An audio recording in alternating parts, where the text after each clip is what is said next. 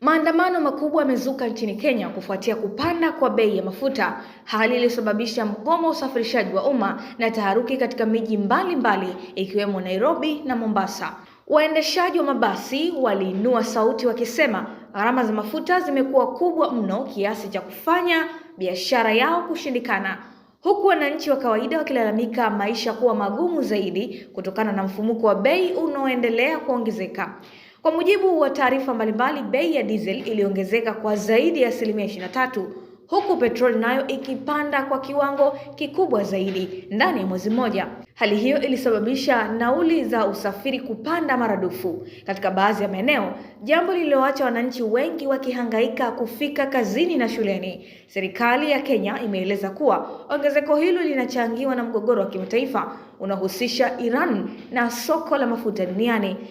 Katika mji wa Nairobi, waandamanaji walichoma matairi na kuweka vizuizi barabarani, huku polisi wakitumia mabomu ya machozi kuwatawanya waliokuwa wamekusanyika. Baadhi ya shule zililazimika kufungwa kwa muda na nyingine kuhamia masomo ya mtandaoni kutokana na hofu ya vurugu na usalama wa wanafunzi. Biashara nyingi pia zilisimama baada ya wafanyakazi kushindwa kufika maeneo ya kazi. Vyama vya sekta ya usafiri nchini humo vilitangaza kusitisha huduma kuanzia siku ya kuamkia leo Jumatatu kama njia ya kushinikiza serikali kupunguza bei za mafuta na kuangalia upya kodi mbalimbali zinazochangia gharama hizo. Wafanyabiashara nao wameonya kuwa kupanda kwa gharama za usafirishaji kunasababishwa na bidhaa muhimu kama chakula kupanda zaidi sokoni na kuongeza ugumu wa maisha ya wananchi wa kipato cha chini.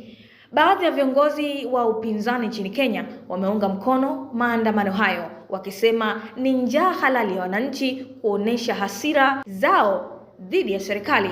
Kiongozi wa upinzani Kalonzo Musyoka aliutetea mgomo huo, huku akisema wananchi hawawezi kuendelea kubeba mzigo wa gharama kubwa za maisha bila hatua madhubuti kuchukuliwa. Waziri wa Fedha John Mbadi amesema serikali inaangalia hali hiyo kwa makini, lakini haitafanya maamuzi ya haraka kwa presha ya maandamano.